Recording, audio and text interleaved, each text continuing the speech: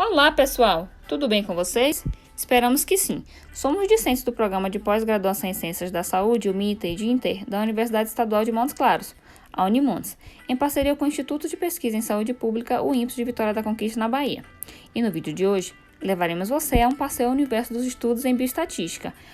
Esta é uma atividade proposta pela disciplina Epidemiologia em Saúde, sob a responsabilidade da professora doutora Andréa Maria Leutério e do professor doutor Marcelo Balto.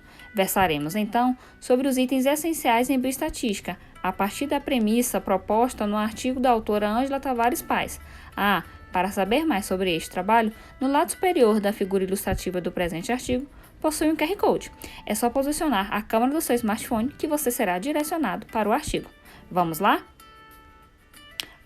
Para compreender a importância da estatística, partiremos do século XVII, quando ela passou a ser vista como uma aliada às ciências da saúde, atuando como instrumento para a análise de fenômenos biológicos. Ao longo deste período, muitos conceitos e mudanças surgiram nos dois campos do conhecimento. Por um lado, os estatísticos começaram a desenvolver técnicas, por outros, os médicos passaram a dar ênfase à mensuração como estratégia para a análise científica, e assim, a medicina progressivamente sofisticou a sua análise quantitativa.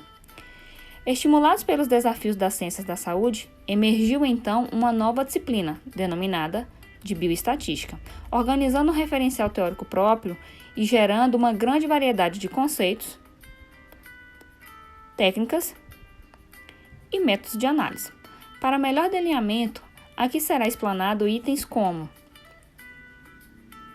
nível descritivo, intervalos de confiança, relevância clínica versus significância estatística, tamanho de amostra e uma pequena consideração sobre qual técnica estatística deve ser usada.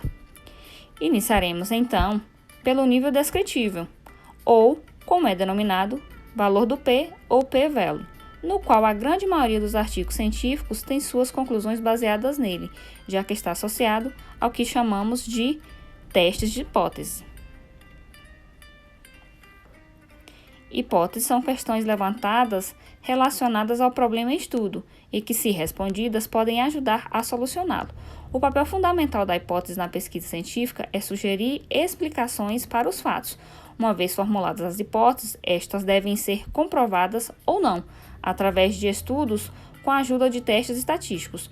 Nos testes estatísticos, são formuladas duas hipóteses, sendo a hipótese nula, H0, aquela que é colocada à prova e que está associada à igualdade entre as medidas e à não associação entre os fatores de interesse.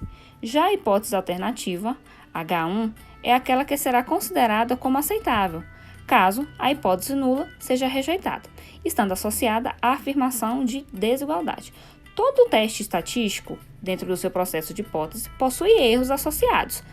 Um dos mais importantes e mais conhecidos é o chamado erro tipo 1, que corresponde à rejeição da hipótese nula quando esta for verdadeira. A probabilidade do erro tipo 1 chama-se também de nível de significância e é expressa através da letra grega alfa. O nível de significância usualmente adotado são 5%, 1% e 0,1%. O nível de significância, o alfa, é um valor arbitrado previamente pelo pesquisador, enquanto o nível descritivo, P, é calculado de acordo com os dados obtidos, fixando alfa e calculando P. A pergunta é: será que posso dizer com segurança que o resultado é estatisticamente significante?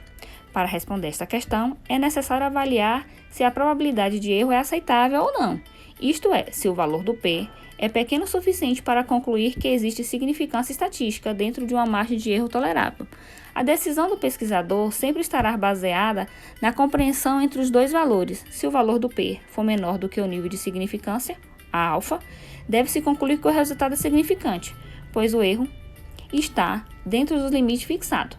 Por outro lado, se o valor de P for superior a alfa, significa que o menor erro que podemos estar cometendo ainda é maior do que o erro máximo permitido, o que nos levanta a concluir que os resultados é mais significante, pois o risco de uma conclusão errada seria acima do que seria desejado.